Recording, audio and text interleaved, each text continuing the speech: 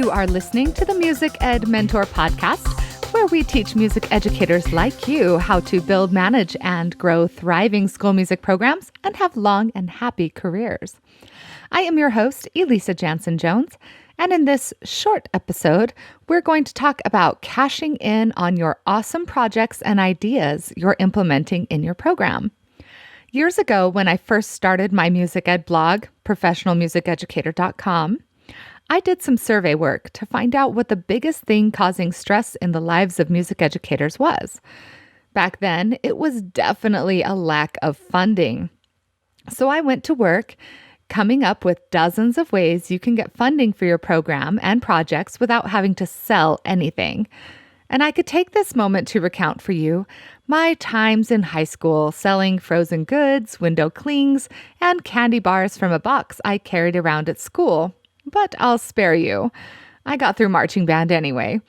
What I will tell you is that there are plenty of more passive and more lucrative ways to get funding for your program without selling anything, and they're getting more and more creative every year. In this episode, we're going to talk about one of the big ones, and that is awards. For example, if you're doing something in your program that no one else is doing, you can apply for an award from the Give a Note Foundation. They'll not only give you money for your innovative program, but they'll also present your award in a schwanky way. And yes, I said schwanky.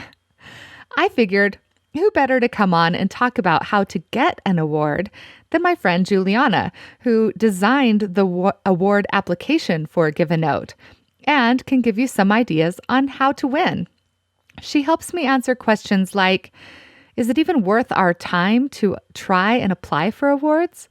What are the most common mistakes teachers make when applying for awards, and how can we avoid them? Do we even qualify for awards? And what do we have to do to make sure we fulfill the terms of the award once it's granted to us? We cover all of this and more in this short episode. But first, you'll want to be sure to stay to the end because I have an amazing bonus for you that you won't want to miss. And we can't jump into the content without talking about smart music. If you haven't tried smart music in your classroom yet, that's okay. But have you tried it for yourself at home? It's a great way to make practicing more fun. I mean, you know how students are super into game apps and computer games with their Minecrafting and their Fortniting? Well, it's not really gamified like that, but it is fun. You can play along with background tracks like instrumental karaoke, and it will tell you what you get right and what you get wrong. Why not give it a try yourself? See if it works. There are hundreds of free methods and repertoire selections for you to peruse and gamify for yourself. Go to smartmusic.com today to give it a try and see why so many of your music ed colleagues are using it in their classrooms with their students today. This episode is also brought to you by the International Music Education Summit, the world's biggest education professional development conference that's entirely online.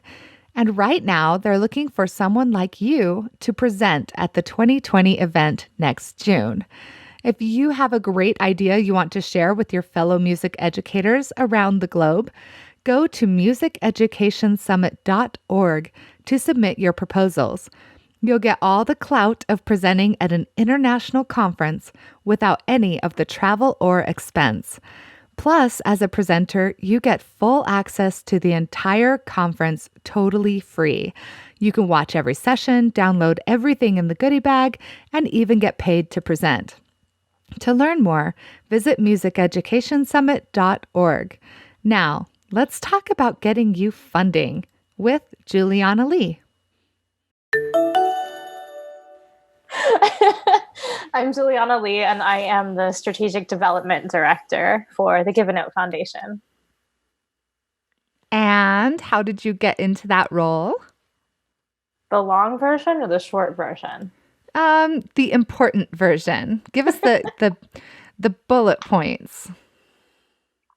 I have always worked in the nonprofit space for my entire adult career. And I originally started working as the coordinator for a mentor program that was school-based back in Santa Barbara, California. And I ran that program for about 6.5 years. And basically through that time, that's totally a lie. That was 4 years, 4.5 years. I'm sorry. So I can't remember my past. So I I ran a mentor program that was school based in Santa Barbara, California for about 4.5 years. And during that time, I was connected with another nonprofit that had started an after school music program that was designed to engage students in a recording studio environment and help them explore music and form community through music making. And during that process, I would send all of our mentor matches over to that studio so that their kids could have an opportunity to pick up a guitar, sit behind a drum kit, things that weren't readily accessible in a lot of school music classrooms. And through that process, the founder and I became friends. And when he expanded the organization into Nashville, Tennessee, he needed some help to develop it on the admin side. And I was looking for an opportunity to leave California and expand my horizons, and found myself in Nashville and helped with that organization for about 6 years before I was then routed toward GiveNote Foundation, where I've been for a little over a year. Very cool. And are you a musician or music teacher yourself, or just kind of gravitated toward the music education field? I know how to play the radio. I am not a musician. I grew up with the recorder and learned how to play hot cross buns. And that was not really a memorable experience, nor did it pave the path for my interest in picking up any other instruments. I did, however, I sang in choir growing up, but I was just a voice. It wasn't anything that I used as a means of creative expression, just kind of followed the pattern. And it was a requirement to engage in some semblance of music something in the middle school level. And then after that, I wasn't a part of anything. But what draws me toward the music space is actually the community. My entire existence, as long as I've ever known, has always been about building community and supporting that community once it's built. And any way that I could do that, I wanted to have a role in. And music has this magical capacity to bring people together from all different backgrounds. It transcends barriers, regardless of whether it's age, gender, socioeconomic status. And I love that so much. So any way that I can help foster that kind of community making, I'm there. So what you're saying is you're a choir person and a singer, so. Right? Sure. Yes. Okay, that's what absolutely. I heard.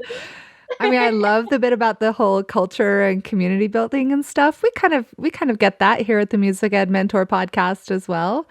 But what I heard you say is you're a singer, and we're going to do a duet the next time we're together, right? Yes. There you go.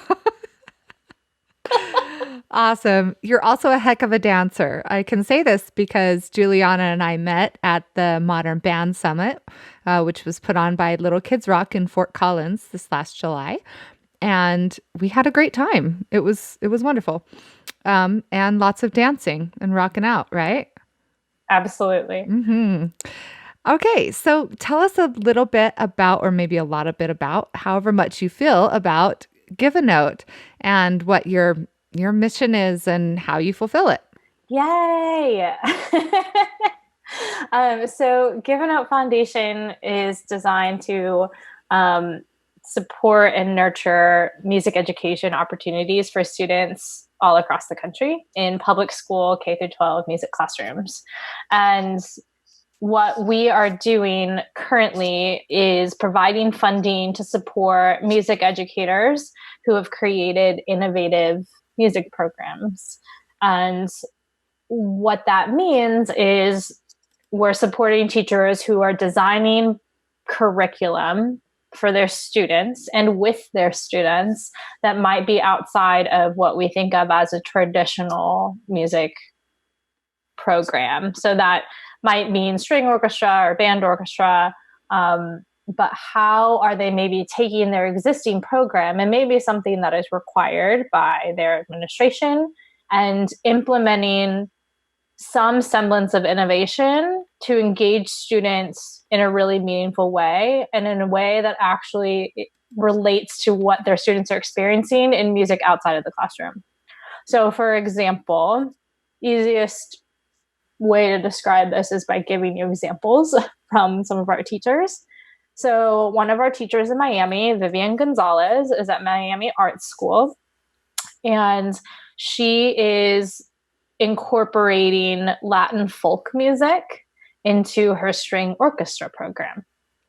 And so that's a really clear method of taking an existing program, looking at her student population and figuring out how to make this actually more meaningful for them, but also for the parents and for other community members who are coming to these concerts.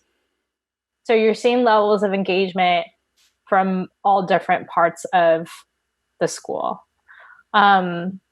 And then from there, the students actually wanted to prepare their younger siblings and friends for when they got to this middle school level.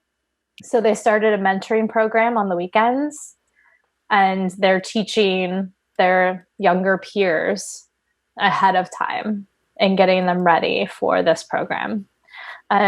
We have another teacher named Anna up in Maryland, and she has designed a program for her Ethiopian student population. Where she lives has one of the highest Ethiopian immigrant and refugee populations in the country. And so when you're a student coming from another country and being thrown into a school environment that you're not familiar with, it can be really daunting and very overwhelming. And so Anna found a way to identify how she can integrate her current student population that are already American residents and have grown up here and are familiar with the school system with her Ethiopian students who they can all connect through music. Remember this community building thing. And has designed an Ethiopian folk project. So taking traditional Ethiopian songs that they learn back in Ethiopia growing up and integrating that into her curriculum so that all of her students are learning this together and are learning basic music rhythm and beats and all of this, but in a familiar way. So it's designed an entire curriculum that meets school standards, state and federal standards, for what music education can look like, and has done that at that level. So it sounds to me like these teachers aren't going into it thinking, I want to start something innovative. They're thinking, I want to solve a problem in my student population.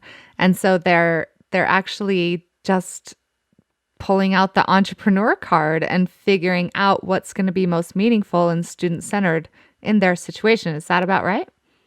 It's definitely student-centered. And I would say rather than trying to solve a problem, more what they're doing is identifying what their students are already doing. Right? They're looking at what their students are engaged with their headphones on, or if they're taking the pencil to the desk and building beats that way, how can they take that and enhance their music program in that way? So that the students can see and relate, oh, okay, this interest of mine can actually be a component in my education, and then take that and carry that into other parts of the school. Very cool. And what kind of form does the support from Give a Note Foundation come in? What does it look like? Currently, we're granting out $4,000 to every teacher who wins this award. We will have this next round for 2020, we'll have up to 16 grantees. And on top of that, they are able to fly to Nashville to be acknowledged and recognized during the CMA Music Teachers of Excellence Awards dinner. And CMA Foundation is our founding sponsor for this particular grant program. And they want us to highlight innovation during their Music Teachers of Excellence dinner. So teachers get to come to Nashville for that banquet. And then we also are able to coordinate a presentation during the National NAFME conference in November. Very cool. So why would teachers want to apply for awards? I mean, I get that there's the money, but are there other reasons why? Because I know it can be quite an extensive effort. I've seen some of my friends and actually helped submit stuff for Grammy Music Educator Awards. But talk us through why do you think teachers should make the effort?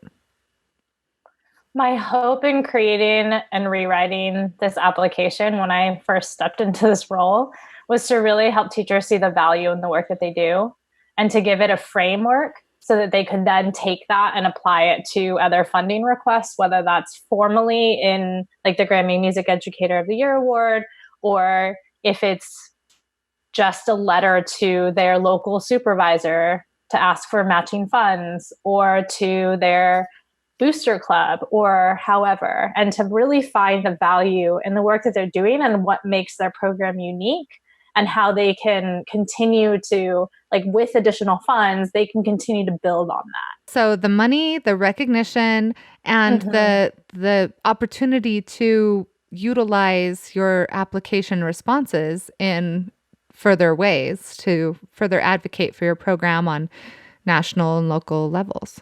Does that sound about right? Yep.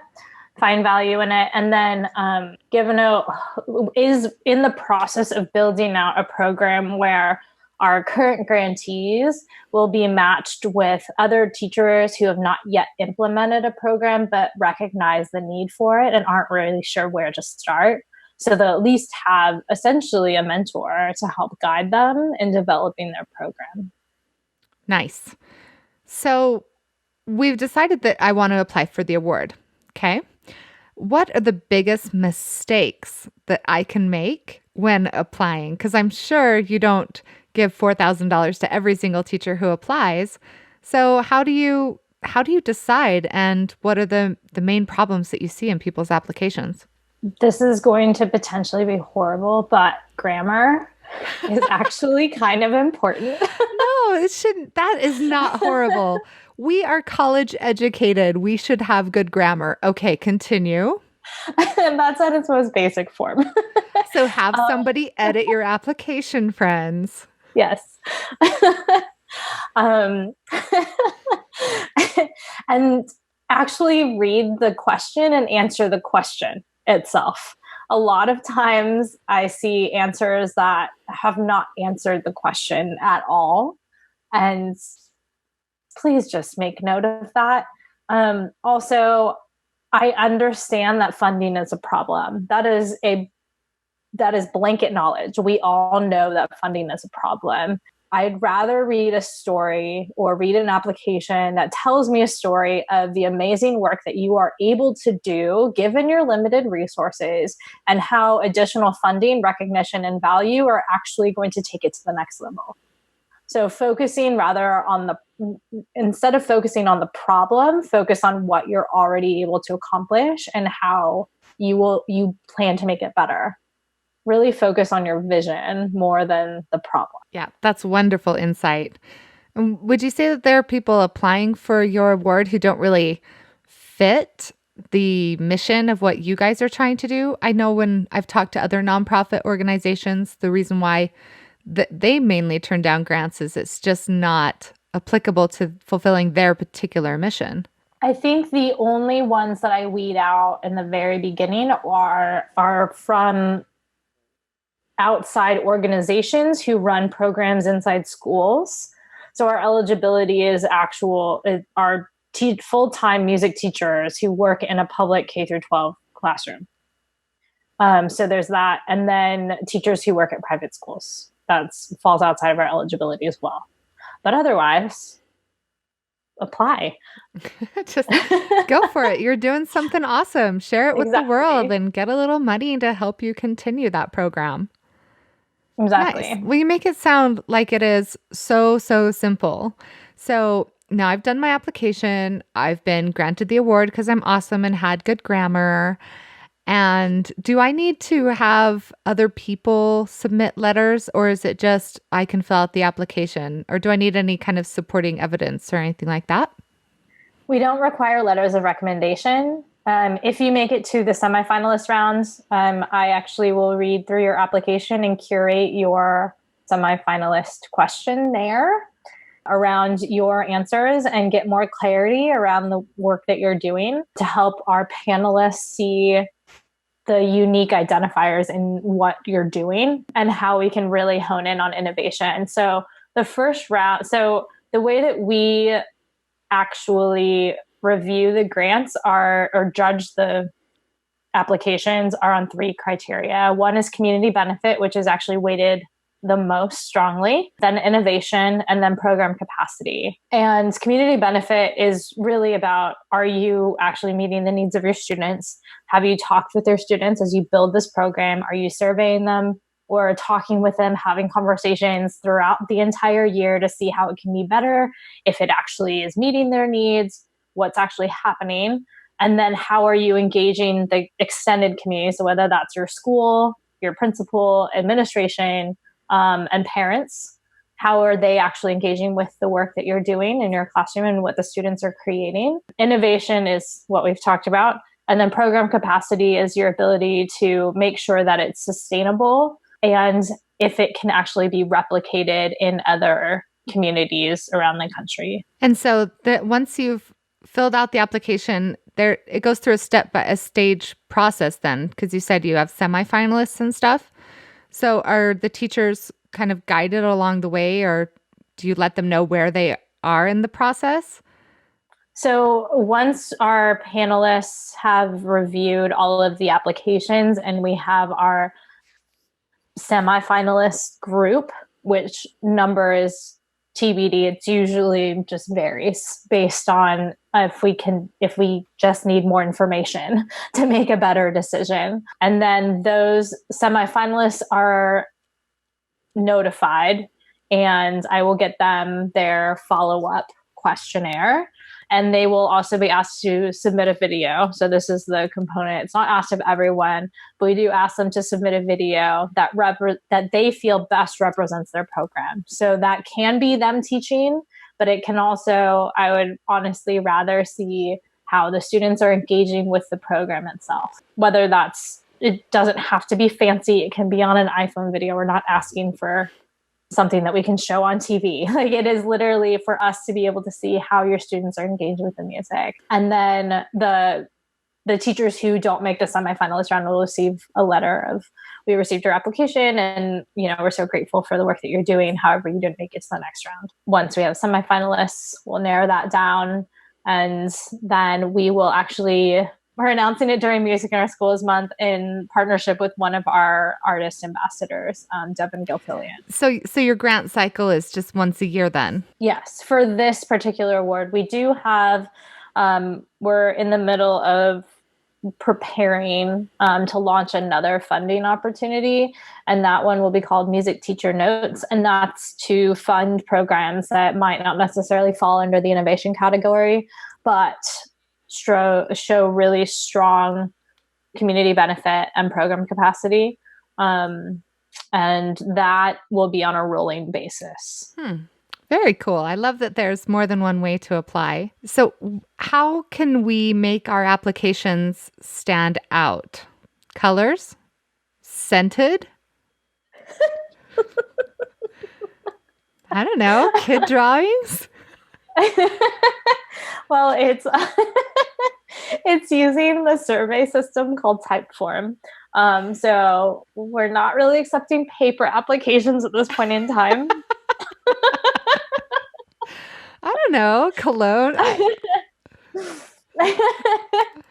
Well, our judges span the gamut. So I think what what I think every teacher who's applying needs to understand is that we have people who might be or might have been music educators, but for the most part, the panel is comprised of people who work in the music industry, people who work outside of the music industry, people who are musicians. So just making sure that your answers are clear and concise and can be understood by someone who's maybe never been served in the role as a music educator. Nice. So be a good writer. Ish. Ish. Enough to, I would say, like, just make sure that as you're writing in it to have someone else read it as well, and make sure that they understand what you're trying to say. Yeah. Avoid jargon and abbreviations. Yeah, if you're using acronyms, try and write it out in at the very beginning, and then in parentheses you can write the acronym for it. That's the right word. Acronym is accurate. That's good. Okay, so once I've been granted the award, because I'm like super, super innovative, super amazing, super outstanding, amazing, awesome. What do I need to do to fulfill the terms of that grant? It's not just like a student loan kind of grant. What are those called? Pell grants, where they just give you the money? Well, you don't have to pay it back. That's not the idea. So it's not a loan. But you will essentially you'll sign a grant agreement along with your principal, and it's a standard agreement that basically says that you will provide us with progress reports as needed. You'll supply us with information as needed to the best of your abilities, whether that's demographic information or sharing your school website or sharing your social media handles so that we can tag you in posts, or if you can send us updates in picture and video format throughout the year, that's great. And just making sure that once you do that, that if there are any visible students, that they have all signed media release forms. But that's basically it. And then we write the check once we have that signed grant agreement and send it over to whoever at your school or administrator or booster club, however it needs to route, so that you have access to those funds. And then those funds are unrestricted. I mean, you can't use it to buy yourself something. Has to benefit the music program for which you applied. But other than that, and then we ask for progress reports. So we ask for like a mid-year report and an end-of-year report. The idea is that you use the funds over the course of one full year, from the day received to the day it ends. And you'll also fill out a budget worksheet to share with us like how you intend to use the funds. So we'll check up on that, and you'll send us a final worksheet. So, and then if you want to attend the Nashville banquet, then we coordinate all of the travel and your lodging and make sure that you're able to be here. If you can take the time off of out of your classroom. And then same with the NAFME conference. We'll take care of your lodging and travel and coordinate all of that, and see you in Florida. And could I apply the next year too? Absolutely. Yes. Yeah. Oh, I guess I should also mention that when you are applying, to apply for one specific program within your class. So it might be the Ridgemont High band program, but when you're applying, apply for an element of whatever the innovative element of that program is, because that's what we're looking at as innovation, rather than serving a blanket umbrella music program. Interesting. Sorry, my brain just like totally turned on and was like, let's just talk about all the different ways that you could possibly be innovative. Yeah, and I mean that is absolutely like how we have funded in the past. So we have, again, like, to give more examples, we have a teacher who is building guitars and amplifiers with some of his students. So he applied for funding for that specific program. There are multiple other music classes that he oversees throughout the day or the week, but that is what he applied for. So he didn't apply for the entire high school band program. Right. So more of a specific project. Correct. Or desired outcome. Project element. Mm-hmm. Okay, cool. Absolutely. Yeah. How likely is it to win? Well, we have up to 16 grantees, and that just depends on how many applicants we get. And it really is, we're trying to be very intentional about how we grant funding, because we want to make sure that we're highlighting teachers, again, who are exemplary in this field. It's a recognition, it's an acknowledgement of this effort. So we want to make sure that we're doing our best to award that. Awesome. And when is the current grant cycle? The current grant cycle is open September 3rd and 2019, and will run through October 11th, 2019. Very cool. And I will have links to all of that information and more helpful stuff if any of our listeners want to apply for the Give a Note Foundation Innovative Teachers Grant. To give me the full title. The Give a Note Music Education Innovator Award. The Give a Note Music Education Innovator Award. Or the GAN MEIA. Or the acronym that I will never remember. Oh, we have too many acronyms anyway. I am impressed that you said NAFME though instead of NAFME. So very cool. Any kind of final words? Oh, I was going to say links in the show notes. So make sure that you go and check out the show notes for this particular episode. And, if you have questions, where can they find you, or what other resources should they look up? Yeah, I mean, the page on Give a Note where the Music Education Innovator Award application is hosted, below that is all of our review criteria. We are very open about how we are judging all of these applications. So just keep that in mind. And if you have technical issues, have additional questions, you can absolutely email me. And the easiest one to say is info@giveanote.org. And that all comes to me anyway. So I will reply either from there or from my actual email.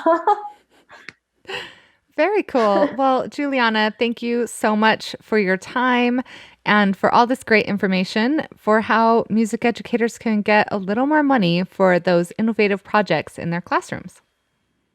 Thank you for this opportunity to speak to everyone.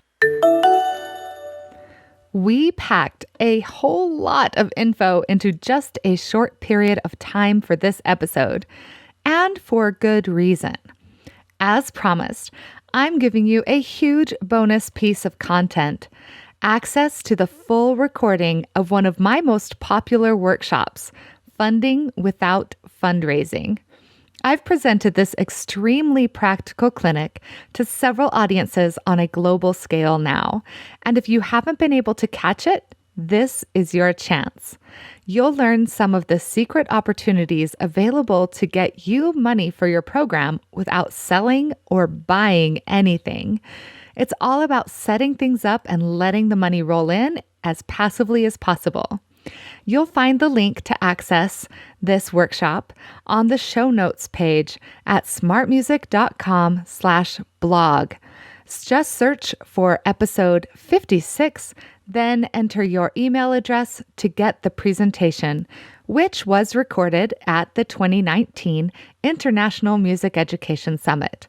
Remember, the summit is currently looking for great presenters like you who want to share with your music education colleagues around the world. Discover more at musiceducationsummit.org. My friends, I am so grateful for you, for you taking your time to listen to this and all of our Music Ed Mentor podcast episodes. I know how valuable your time is, and I hope that every moment you spend with me, you're getting something of value. Thank you so much for your awesome iTunes ratings and wonderful comments on the show notes pages. By subscribing and rating, you are helping other music educators find this podcast and get the help that they need to grow their programs and have long and happy careers. So thank you. We'll be back in a couple of weeks with more great ideas to make you even more of an outstanding music educator. Until then, keep feeling the fun that we get to have as music teachers and keep teaching on.